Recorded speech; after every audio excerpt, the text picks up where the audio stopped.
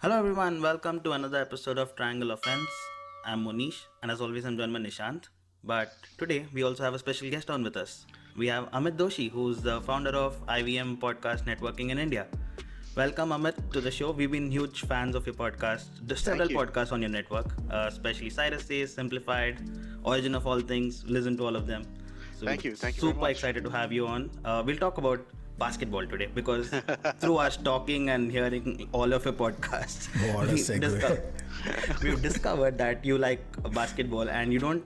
Cyrus doesn't seem to enjoy basketball so much. He doesn't know much about basketball. We I, figured. So I think some of that is a little bit more of us playing off each other. Right. It's not that he dislikes basketball to the degree. And it's not that I dislike cricket to the degree that I just, but it's just you're doing a show, so sometimes you have to do a little drama. Probably I'll connect with you on basketball because I think we're equally passionate, and Monish is just as passionate about cricket as Cyrus, like all the way to first class cricket and every Yeah. last household player. Yeah, I'm not passionate about cricket, but I'm not as antagonistic about cricket as I come off on that show sometimes. All right.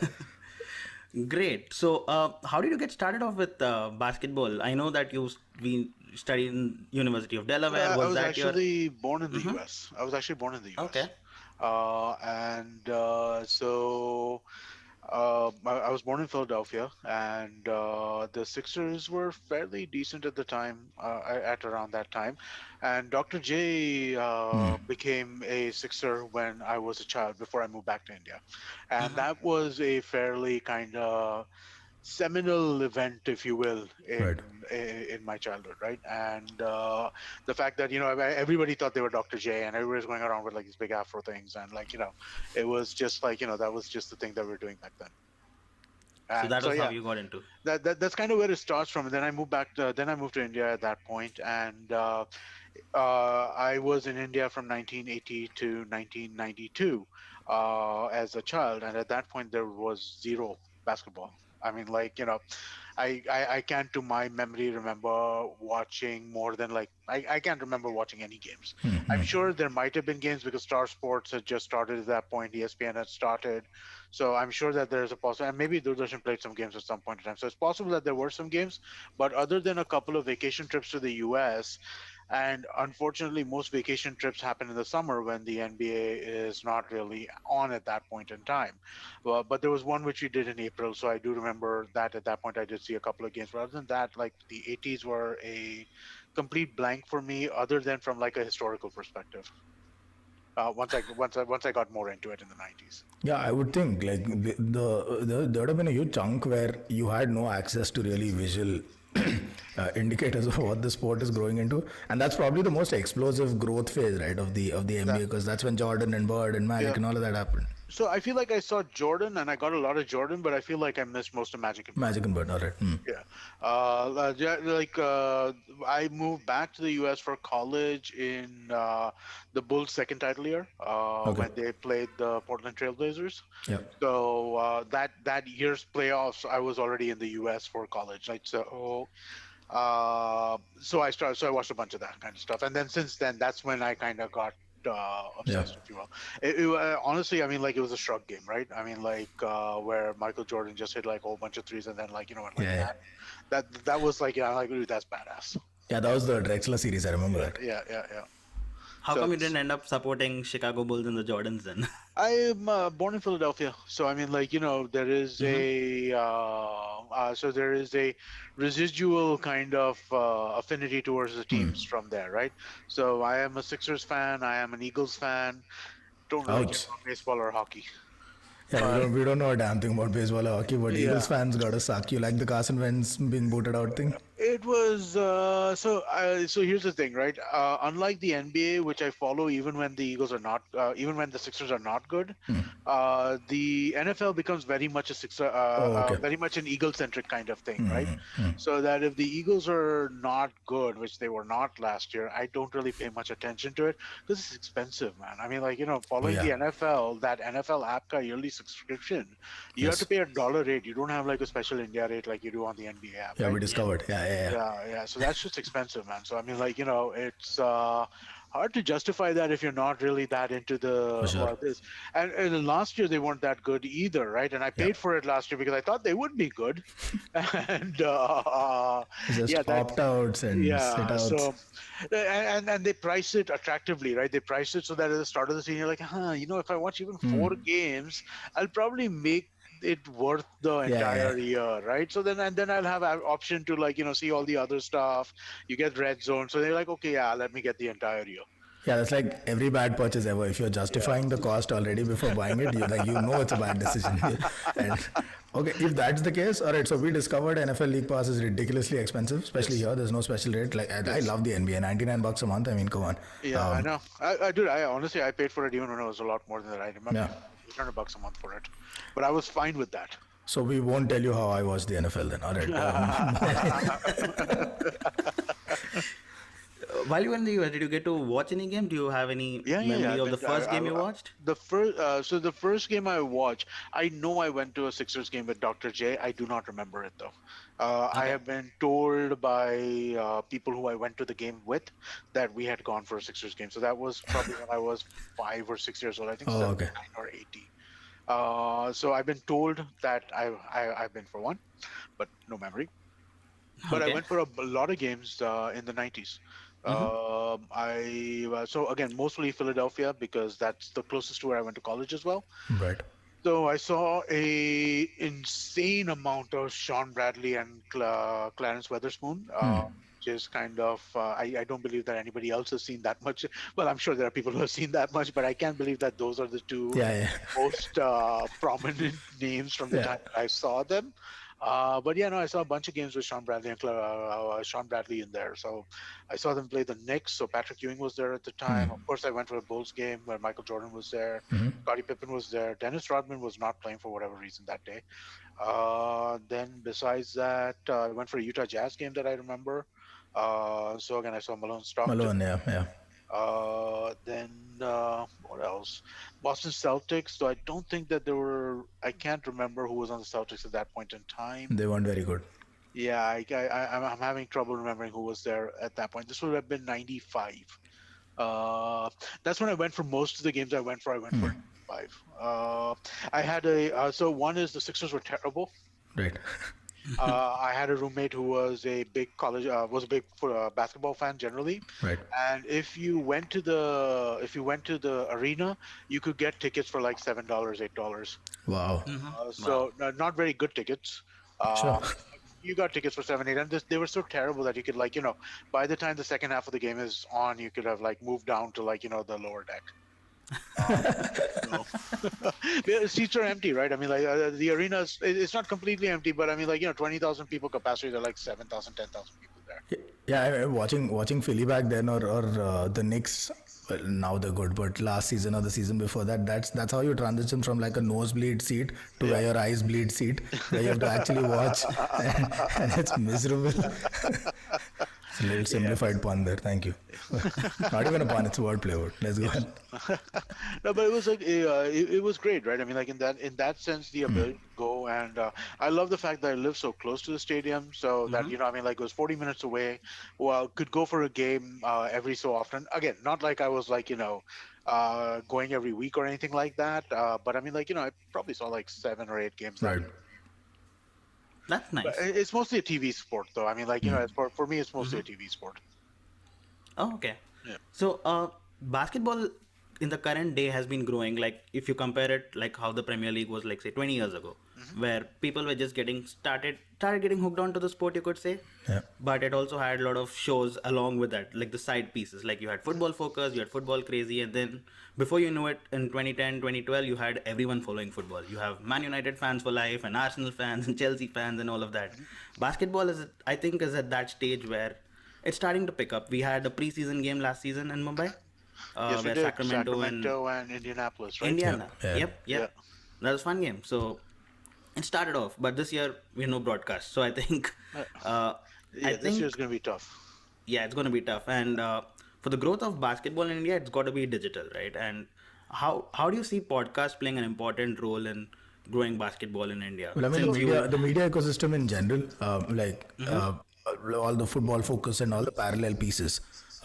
If you were say heading growth for NBA in India, what media ecosystem would you want to see where there is the sport and then there's after the game discussions, which is really what creates engagement among So the fans? the after the sport discussions is easy, right? Is interesting. Sorry, not easy, but it's interesting because here's the challenge with that, right? I think what that and I think this is a challenge when you're talking about the NBA just generally, or if you're talking about international sport generally, right?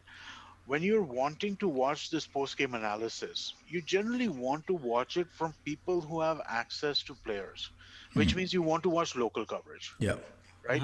And that's what I do for the most part, right? I mean, like I true. will listen to but so I listen to a lot of NBA podcasts, right? And I think that it's really interesting from that perspective. But I think that for the larger growth to work in India, right? I think we need content which is India centric to an extent, right? Not India centric because obviously the NBA does not exist in India, but geared towards an Indian audience. And I think that what we need to do is we need to show the benefit of this long term or rather show the benefit of, like, the history of the NBA, all the pageantry that comes across with it, right? Talk to people about let them understand. So one thing which I think might be an interesting way to approach it as well, right, is like, the IPL is just starting to develop a history. It's a weird history, but it's starting to develop a history, right? Yeah. And I think that being able to kind of look at the NBA as how you emulate talking about that history, right? Like, you can't tell me that it's not fun to listen to top five players of all time debates. It's Yeah, always yeah. fun to listen to top five players of all Absolutely. Yep. times, Yep. right? That stuff is all, I mean, like the best teams of all time, right? Or who is the greatest rebounder of all time, or make your starting five from the 90s, right? This stuff is always fun, right? And I think Yep. that this is this is the kind of thing that we've got to figure out. But now what also happens is that when you start doing this kind of content, you're generally creating this kind of content internationally for people who have a great deal of understanding already, or who are predisposed towards the NBA. Like, for example, so TNT has that show called The Players Court or something like Yeah, yeah. that, where, like, there are 10 ex NBA players talking about all these different kinds of things, right? Right. It presupposes a degree of knowledge about the NBA, right? But Right. can we do shows which are talking more to people who don't know, right? I mean, like, there are many people who don't know who Tiny Archibald was, Right. right? Or there are many people who don't know who somebody like, even let's go a little more recent, right? For the longest period of time in the 1980s, Mark Price was considered one of the top three guards.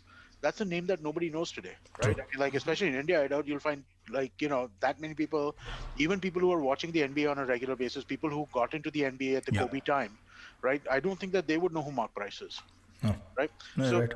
is there a way to kind of showcase this pageantry, showcase this old history that exists within the NBA, provide it a little more context than what we are getting from international media, and Right. then kind of turn that into interesting things? I think that would be a great way for the NBA to really kind of expand its footprint in India. Yeah, I love that. That makes a lot. In fact, like, sorry if I connect everything to like product ideas, but Uh, but that makes a lot of sense. Like you could imagine if you're running an Insta channel, right, and a small series would be demystifying slang, just slang, and when somebody says yeah. rainmaker, what the hell do they mean? When somebody says ankle breaker, okay, maybe that from nutmegs, but there's a No, bunch but of stuff. Yeah, even ankle breaker, right? I mean, like, that's not a that's hard to know unless you have some context, right? yeah, You know that when I mean, like, using a different context is one thing, but using it in the NBA where you're talking about, like, somebody doing a crossover, right? Unless you know about Tim Hardaway, how do you know about that? correct.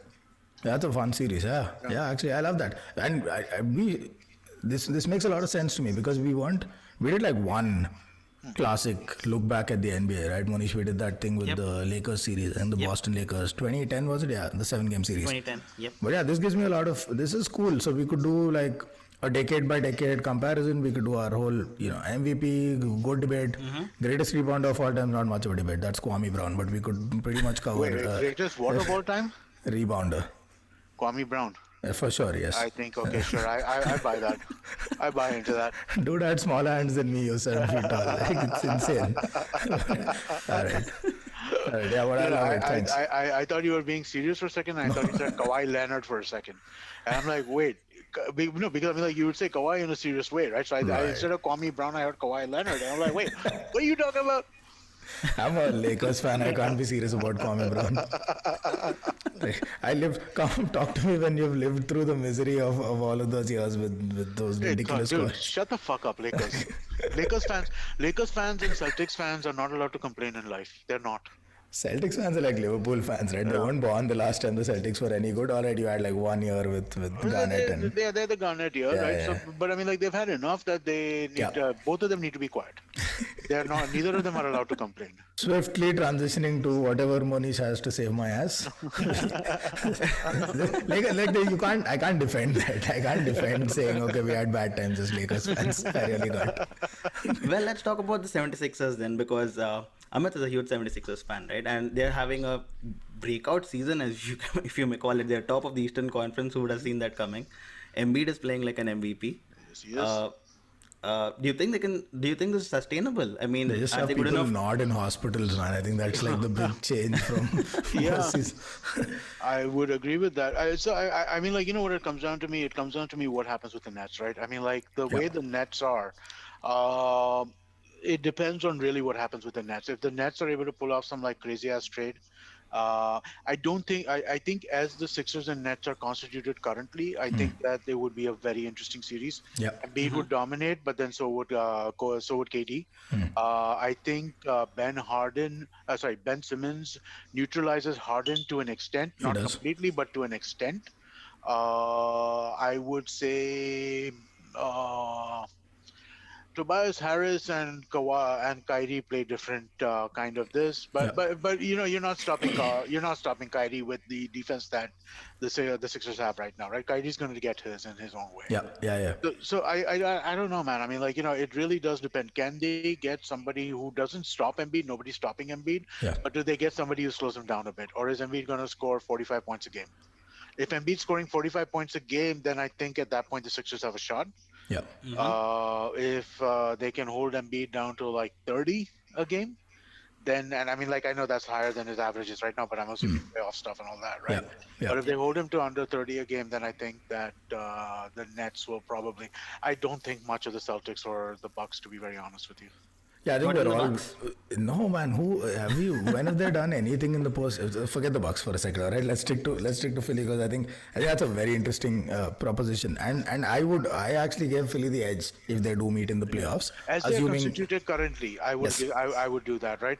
But and again, you know, if they get Andre Drummond, then the 100% chance I give to Philly to win, because Andre Drummond is basically Joel Embiid's little baby.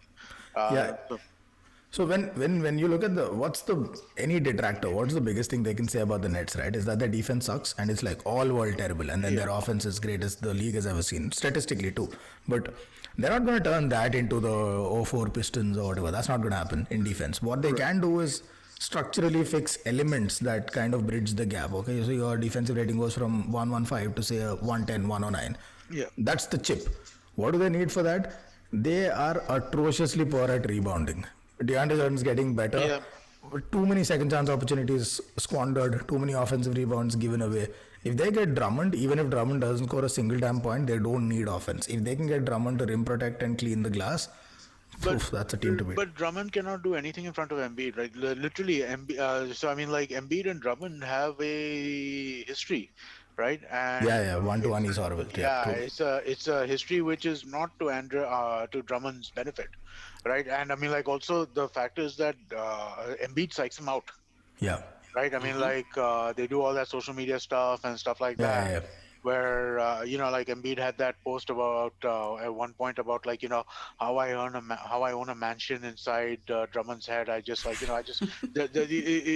head belongs to me. Rent-free living, rent-free, exactly. He did this to a bunch of guys. He did this to Towns as well, Karl Anthony Towns. He for a did while. it to Towns, but I think, like, the Towns thing was a little more tongue-in-cheek, whereas the Drummond thing was like kind of... Because see, the thing with Towns is good. Yeah. Right? So when good people talk shit to other good people, that's one thing, right? Drummond's not on the same level. Yeah. And so when Embiid is talking shit to Drummond, it's just like, shut up and sit down. You can't do anything here. Yeah. That's a huge, by the way, the one piece we don't talk about enough is that's a massive contract. This would, Monish, wouldn't this be, I think that put them over the Warriors, right? In luxury tax, Yep, these guys yep, would be hands down the most expensive team in. Well, yeah, yep. Yeah. But it'll be a short word taking. I mean, if it is going to guarantee you a title, then well, you might as well go for it. take a But punt does on it? Cousins or something, man. But does it, right? I mean, like the thing is just that is Andre Drummond really the missing piece? Well, I do not think so, but they don't need to be the best defense in the league to win the chip. They just They need to don't. be like the Yeah. 15th or 16th best defense, and that should They be enough for don't. them. But again, is Andre Drummond that guy who you really think takes you over the top if you have a, this? And I'm sorry, but I mean, like, Yeah. the only Andre Drummond games that I've ever really watched are games where he is being abused by Embiid. Right? I've never watched the Detroit Pistons other than that, right? Because I mean, like, dude, come on, they suck. So other than that, I never watched them. And but every time I've seen him, he's just been taken to town. Yeah, I think what we're looking at from there's two ways to look at this, right? One is there are 5 holes that they've got that contribute to making them a bad team, and you can have your waterfall of which contributes how much, and how do you plug those holes. The other way is when we look at Drummond being a bad matchup for Embiid, and he is historically bad as a matchup for Embiid.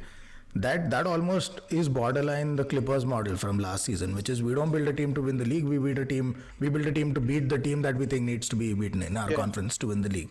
It didn't work out too well for the Clippers. It So never works, right? I mean, yeah. like, no, maybe the Nets just go, hey, this is our team, and we're gonna beat you with this team. In which case, I actually feel pretty okay about the Sixers. Yeah, Oh, yeah. that's I nice. think my the point that I was kind of clinging on to with the Nets, and maybe Drummond's not the answer, right? Maybe it's somebody else. But the simple answer is somebody who can borderline rim protect. Nobody's stopping Embiid the same way nobody's really stopping Jokic in the West. You contain, you do your best, and then you bridge some of that gap. You stop giving away some cheap offensive rebounds. You do bits and pieces, right? If Drummond's not the answer here, if they say Hassan Whiteside's useless in Sacramento, let's go get him and he can give us a few rebounds, great. Maybe. Great. But I'm saying they can only do so much. They can plug a few holes. They can't turn James Harden into like Gary Payton or something overnight. No, That's that's not not going to gonna happen. happen. That's not gonna So I think that's kind of where they're coming from. As in, just become a better team overall because nobody is stopping that offense. You pick your poison, pick Harden, pick Kyrie. You'll put your best defender on him. Whoever else is left free is a mismatch and a nightmare for whoever else is left on the court. That is interesting. So I was hearing something. I think it was with Bill Simmons or Zach Lowe. Or actually, I think it was Zach Lowe on the Bill Simmons podcast, right? And they were talking about this rumor that's been floating a bit recently. The not Kyrie, Kyle Lowry from Toronto to Philadelphia. Yeah, I remember this. If I see, and I mean, like, the thing is, I wonder about that too, right? Because again, for you to get Kyle Lowry means that you're giving up Danny Green. Danny Green's a better defensive player than Kyle Lowry is. Sixers D has not been like Yep. as world stopping as you would expect it to be with Simmons and Embiid there. They can get stops, right? But I mean, like, you'd expect this to be like top 2, top 3, top 4 defense, right? Yeah. It's not that. It's like I think like 8 or 9 or something like that. So I would say that I mean like uh, I don't know if getting Kyle Lowry fixes some of those issues because again you're getting a little worse on defense, you're getting a lot better on offense, Yep. right? Because I think Kyle Lowry as a true point guard like really opens up stuff that Ben Simmons can do, stuff that Seth Curry can do, right? They don't need to handle as much. Right. So I think it could be good from that perspective, but I don't know, right? The thing is that it's really hard to tell how moves are going to work until you start doing them, right? True, true. No, I actually like so if Danny Green is all they have to give up for Kyle Lowry, and I don't know how not the just salary that. matching works. I don't think It's that's not just Danny yeah, Green, it's a yeah, whole yeah. bunch else, right? They're giving up basically Danny Green. I think Maxi goes in that deal, and there's a draft pick or two. Yeah, that is a lot to give up. But look, why I like Kyle Lowry is one spacing. Because Ben Simmons on the perimeter, you're just going to give him an acre of space and say, do what you want there, right? So Kyle Lowry helps their spacing. Embiid can stretch your defense inside out. And then Simmons slashes. It just opens up the offense so much more. Then Kyle Lowry, okay, career level, Danny Green is a better defender than Kyle Lowry. He's not been that guy in 2 years, though, Danny Green. Not since the But Toronto finals. fair point. But let me ask you this, right? About stretching the defense also. Is Kyle Lowry a measurably better jump shooter than Danny Green is? I don't know that he is. He's a better passer and creator. Yeah. but I don't know that he's a measurably better shooter than this is, right? So I don't know if he's opening up that much space either in that sense. The way Danny Green goes and parks himself at the key, right? I mean, so he's Yeah. just he's there. He's ready for a 3-point shot. So I mean, that's what he does, right? Whereas so he I think will open up a little bit more, whereas Kyle Lowry needs to drive. Yeah, as a set shot taker, sure, Danny Green's better. Kyle Lowry does it off the dribble though, and Danny Green doesn't even try. Like he's never even been Oh no, given that role. but that's not what his job is, right? His job is to make that space, right? Stay over there, True. keep your defender, right? That's his job. And about Kyle Lowry's job is never really been that. So now you have Agreed. Ben Simmons, who is only effective in the paint. You have Kyle Lowry, who is not only effective in the paint, but again, he's not a jump shooter, right? And you have Joel Embiid, who can play outside of the paint, but his maximum effectiveness is the paint. Yeah, Right? yeah. So are you creating a slightly different version of the Al Horford problem from last year? Possibly. Kyle Yeah. Lowry this year. I don't know. I feel like, if they could get like a pure shooter of some nature, right? Like if they could get Buddy Hield somehow from Sacramento. Not happening, I know. But if they could do that, right? I know that, again, that was a rumor that was kind of spread quite a bit during the summer, right? That they're trying to pull him out. I don't think that the assets match up now at this point in time. Yeah, But, they I mean, don't, like, they can get a pure shooter of some nature, right? I think that would be more of that would be better for them, right? Again, it's Embiid's team, right? So how do you facilitate him? What I love about Sacramento is they're quite often cheap enough to let go of any good talent if they can save some money on the books. I'm shocked De'Aaron Fox got paid. That's not really the case since our Indian guy took it over, no? They've been here and there, right? I think De'Aaron Fox is I the think only he's guy who been. got paid. I think he's been more inconsistent, right? Vivek Ranadev, right? I think he's been more inconsistent, impatient, Yeah. that kind of thing, rather than like the previous owners had a reluctance to spend money. Big time. I don't Yeah. think there's a reluctance to spend money over here. It's more of a they can't get out of their own way situation. Yeah, I guess the body heal thing is interesting because last season was all about him and Bogdanovich not getting along and they're fighting for the same spot pretty much. Bogdanovich is gone. Still doesn't look like Buddy Hield's entirely at home in Sacramento. Now his numbers are good, and I love it because he's in my fantasy league. But yeah, I don't think he's fully well settled. That'd be a great trade actually. Or even if they could have landed Bogdanovich instead of Atlanta, who frankly are doing nothing with their pieces, that would have been a. Wouldn't that be a sight, right? Put Bogdanovich on that 76ers perimeter. Oof. Now let's assume that Philly gets out of the East and they somehow beat Brooklyn. It'll be a close matchup. Let's say they assume they beat Brooklyn. And now with Embiid scoring 45 points, like you said, and Ben Simmons shooting threes now, do you think they're good enough to even go one step ahead and win the title? 4 in his life. Man. So He shot one the other day. yes, he did. Meaningless one, if I remember correctly. They all are. So here's my thing, right? I think that I don't know, man. I mean, like the Lakers, I think they're the most overrated team in the NBA. Wow. Okay. I really I'd like do. to hear a little more about that. No, I just do. I mean, I'm sorry, but okay. Go and ask somebody who is not a hardcore Laker fan. Okay, LeBron, Anthony Davis, KCP. Yeah. Give me 5 more names. Oh, like that? Give me a few more for names. sure. Yeah, for sure. Yeah, I mean, like it's such a top-heavy team, right? I don't know. Anthony. You're not even getting KCP from anyone who's not a hardcore. There's no way. Yeah, I'm no, but I'm trying to. I was trying to think of a third name right now, and that's the one that I could come up with. Schroeder, Right? Dennis Schroeder. Dennis Schroeder. Okay, there you go. You got Dennis Schroeder. But it's not a very impressive team. It's a very impressive 1-2 punch. Yeah. But it's not a very impressive team in my mind. Also, Anthony Davis has been hurt a lot. Yeah. Right? LeBron seems to want this MVP as a lifetime achievement award. Pretty much. And so he's playing a lot. Yeah. Right? And so I don't know, man. I mean, are they going to be able to really stick it in the playoffs? I don't know. I mean, like, are they going to be able to beat the Jazz, Clippers, Portland, Yeah. Phoenix. Phoenix. I feel like they'll beat themselves in the playoffs. Yeah, so Phoenix is interesting, right? It's Chris Paul, so I mean, like, there's some respect, but there's nobody else who deserves any. But yeah, I mean, like, will they really be able to kind of run this gauntlet? I don't know. I mean, like, to me, it really feels like the Jazz is the best team in the NBA right Yeah, now. they are, no True, doubt, true. no But doubt. I Jazz, don't. no doubt, yeah. But I don't know. But I don't know. Does the Jazz get out, right? Because again, does the Jazz be? How does it? The West is hard, right? Yeah, Honestly, in my mind, the East is right now Nets and Sixers, Yep. right? I yeah. feel like that's the side that's the Eastern Conference Finals we're going to see. The Mm-hmm. West, I've got no idea what's going to come out from there, right? And I just feel like these guys are going to beat the shit out of each other before they're able to kind of get into the finals, and that's going to Yeah. have consequences. That's entirely possible. What was that stat you were giving, Monish? There are only 4 teams in the West that are above 500, right? Right now in the sorry, Yeah, in there the are only East. four teams in the East that are above 500, and one of I'm them not is New York surprised. Knicks, surprisingly. I'm not surprised by that. You're telling me the Knicks are a 4 seed? Yes. Yes, the Knicks are the fourth seed right Jeez. now. Miami Heat are fifth, who were 13th just a week ago.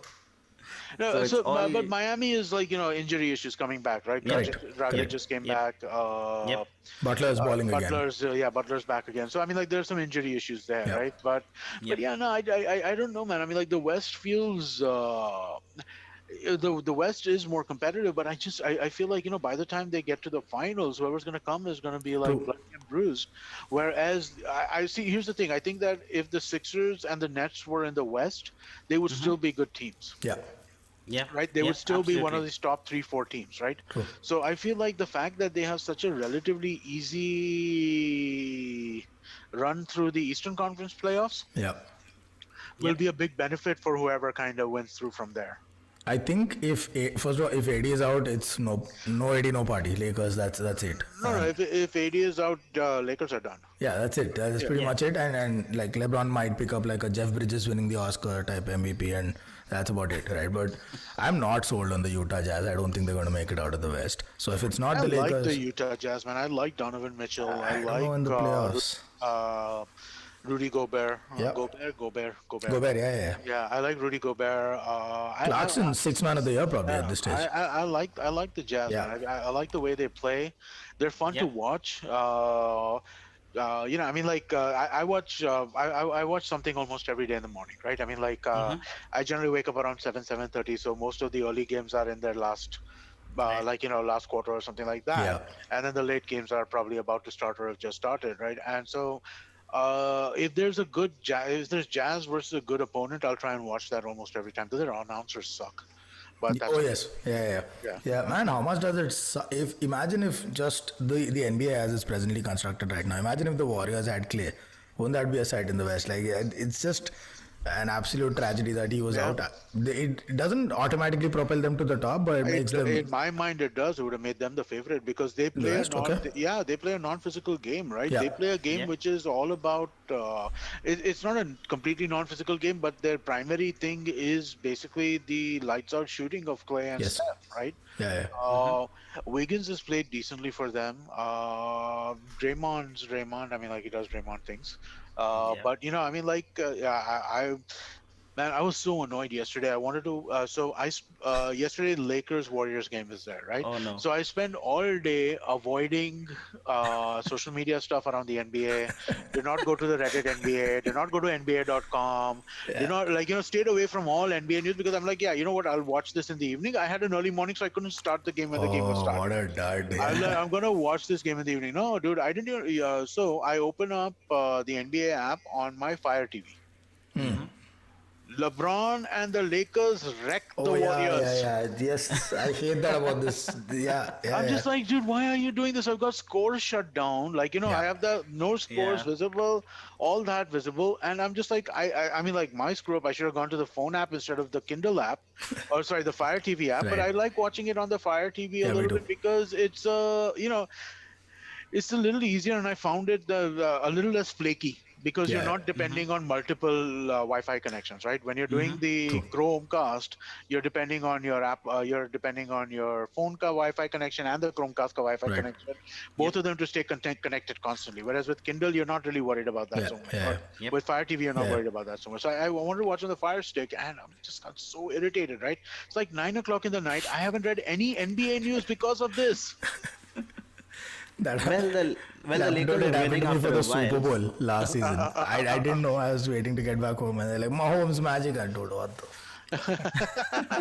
And they literally call like, everything's on the thumbnail, right? I don't know who designs the thumbnail, just went overboard. He's like 3rd and 15 Mahomes calls wasp. I mean, you've given me play by play in the damn thumbnail. So I don't understand this. Why do they give a hide scores option if they want to Yeah. Yeah. display this stuff in the main thing, right? And if you have a high scores, and again, I would think that if you're the I don't know. Maybe we should talk to people at the NBA who we Yeah. might know, right? But I mean, like, why would you not start the app on the list of games? Correct.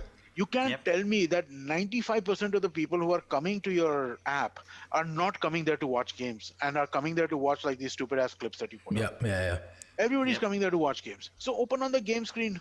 It's League Pass. I want the on-demand games, not your TikTok Yeah. nonsense with 10-second clips. I'll get that on Instagram. I don't need your app for that.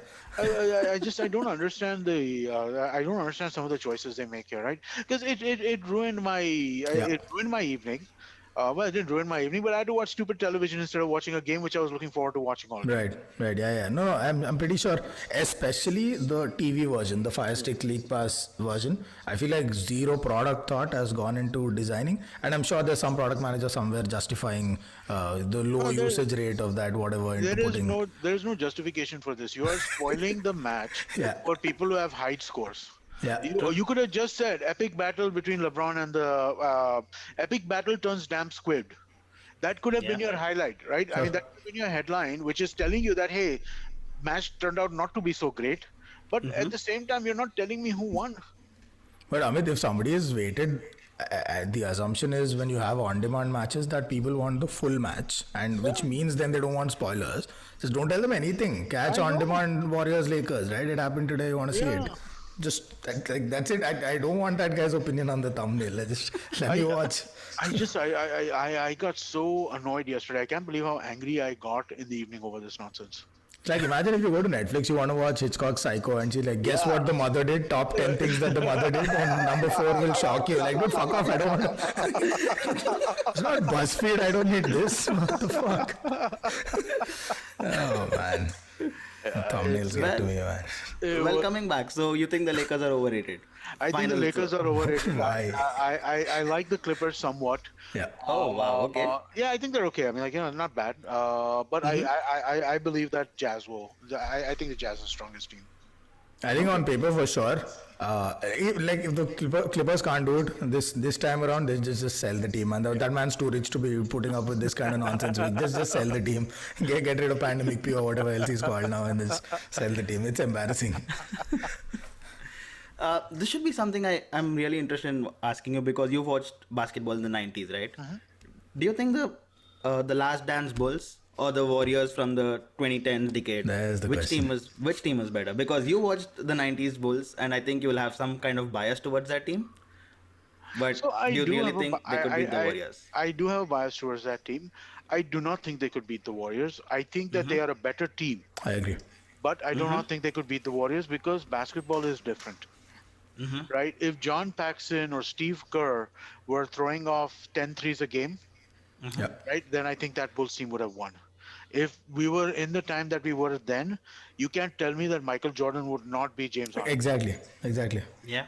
I am unwilling to believe that, right? Yeah. So, I think the '90s Bulls team were a better team in some ways, but I think they would have lost to the Warriors because the Warriors are taking advantage of statistical anomalies that the Bulls did not Correct. recognize, right? Yeah. This idea that 3 is better than 2, right? Yeah. If you're making 35% of threes, that's better than 50% of 2s. Yeah. That was not a thing at that point in time, right? Right. You didn't think of you didn't think of basketball in that way. So I mean, like, yeah, I think the Warriors would win, but I think I think who are the top players, right? Let's take 3 or 4 from each of them, right? Sure. Curry, Klay Thompson, KD, Draymond. Draymond. Say Javel McGee or David West, put whoever there. Right? Let's throw in Iguodala, right? I think he was Okay. at that time, right? These 5. Compare these 5 to Jordan, Pippen, Rodman, Luke Longley, and Cooper. I take the second 5 over the first 5. As a overall, what is Right. the total quality of that, right? I Right. take that. I take the Bulls 5 over Right. this, even though Longley sucked. But still, I would still take the Bulls 5 over. Yeah. Yeah, and Okay. Kukoc off the bench is a way more powerful option than Yeah. Iguodala off the bench. So that's a Yes. big plus to have. But yeah, I think like Jordan's world famous mid range and those deep twos, analytics guys would be breaking his legs today. Saying, put Yeah. that foot behind the arc and Yeah. shoot. Same shot, a centimeter behind. Yeah. What? Like you're standing, your heels touching, clipping the perimeter, and you're shooting twos. Like what are you doing, Yeah, man? So exactly. No, but I mean, like Jordan would have played that way, right? And correct. he would have freaking killed it that way. Yeah. He was a good 3-point shooter. He was not a bad 3-point shooter. He was a good 3-point shooter. If they realized the value of the 3-point shot over the 2-point shot in that sense, right? Again, from a volume perspective, not from like an individual, what's the best shot at this time, but from a volume perspective, that would have changed how things would have been. Right, that would have changed how I mean, like the Jazz would have been tremendously, right? You can't tell me that John Stockton would not be knocking out like Absolutely. an extra eight Yeah. 3-pointers a game, and that would have changed the complexion of what people think of John Stockton is, Mm-hmm. right? Okay. Yeah, I don't. Yeah, I don't. I'm with you. I don't buy this rationale that a lot of people give. There are two things where bias overrules logic, right? One is the old school teams are tough and they're this and that. It was nonsense. Like you're saying, I this don't guy know can't. about tough, but the game was rougher. For sure, for sure. But saying today's players, if they were born in that era, this logic makes no sense. Like when No, they they say would have grown up in that era. So exactly, they would have played in that exactly. era.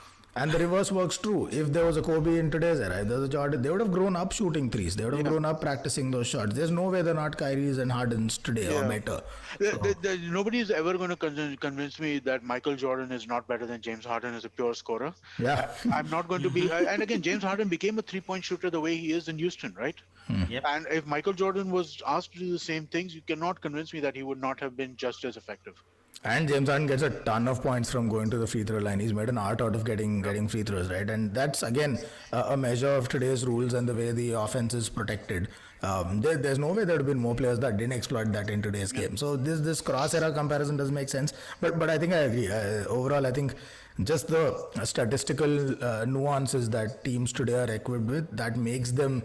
So the best teams of today would kind of edge out the best teams of yesteryears just on the basis of knowledge, and also they've learned from mistakes that those guys made. So retrospect is hindsight is 2020, man, can't beat it. It's the only thing positive I can say about 2020. Oh wow. Okay. I totally No, I agree. I think- simplified. I agree. I mean, it was, or let me put it this way: which was a more entertaining team to watch? Would you prefer the Bulls or the Warriors? The Warriors. Yeah. Bulls had to go through the Knicks, man. The Knicks were hard to watch. Yeah. The 90s Absolutely. Knicks were hard to watch, right? Yeah. I mean, like I like some of the players over there, but it was a slog. I mean, like I remember when you're sitting and watching a game with some people, and like the Knicks game, you had a license to switch channels, right? Which you didn't have in some of the others. Yeah. So those were hard to watch, right? But again, the late 2015 plus Warriors, those guys were fun, right? So like, fun, yeah. and Absolutely. also, I think there was a joy over there which was not there in the Bulls. To be very honest with you, like the Bulls, once you got past, like once they won the first or second, and it might be personality as well, right? One team is led by Michael Jordan, one team is led by Steph Curry. Steph Curry, yeah. Yeah. Right, Exactly. and so I mean, like that kind of matters, but it doesn't seem like the Bulls were more businesslike in their approach, and not to say that the Warriors were not, right? But the Warriors just seemed like they just seemed to be having fun, much more so than the Bulls did. It's probably what I love the most about that Warriors team is that you take all of the all-time great teams, barring maybe the Spurs, they weren't exactly having fun, but there was no disharmony. You had Ginobili taking pay cuts to accommodate all of that. So it was nice. It was a good franchise, a lot of longevity. But other than that, you look at Jordan, Pippen, etc., Rodman, there was all kinds of eclectic personalities and friction. Then there was Shaq, Kobe, friction. Then there was Detroit Pistons, kind of put together, pieced together, worked, but didn't last, right? And then you look at these Warriors. It's a dynasty. They have won multiple trips to the finals. They had fun while doing it. They reinvented basketball in the sense that what makes the Warriors tick, right? Outstanding shooting, ridiculous off the ball movement. Everyone's willing to make that extra pass to find the best percentage shot. And then Steph Curry's gravity, which just pulls like three defenders and suddenly you have an open shot. It's insane. That fluid basketball is the best thing I've seen since maybe Spurs were at their prime and they played that whole team ball thing. That there's just that's more fun to watch. Yeah. The more I mean, like the more passes per possession, the more fun a game is to watch. Yeah. Totally. Oh, As right. much as I love iso ball, by the way, I still would rather watch. Oh, no. It's boring to watch James Harden do that It for is, 24 yeah. seconds and miss a shot. I mean, like a 4 second isolation or 7 second Yeah. isolation is one thing, right? A 20-second isolation's Yep.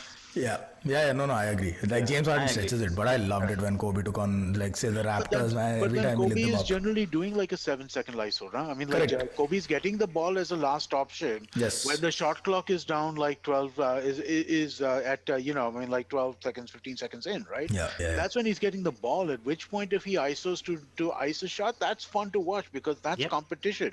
True. But otherwise, when you're watching James Harden, you're watching him for 13 seconds of dribbling Yeah. and then 7 seconds of something. Yeah, my Yeah. favorite is James Harden taking up 23 seconds and then tossing it to PJ Tucker. And There you you see go. that face, like you see that expression, right? It's the same face he had when he was told he's guarding AD for like a whole series in the playoff. Like, really, this is what I get. After watching all of that shit, this is what I get in the end. Oh, man. All right. Great. All right. I think we're running out of time here. Yes, sir. This was a great conversation, Amit. We loved having Yes, it you on the was. show. We should I'm do so this more glad. often. I mean, you should come on whenever you have the time. 100%. This was a ton of fun. I'm glad that we were able to do this, and yeah, man, definitely looking forward to doing more stuff with you guys. Let's do a weekend stream sometime. We'll set it up. We'll Absolutely, figure out sometime. 100%. All right. Totally. Cheers, Amit. Thanks All for your right. time. Thank you. Bye. Bye.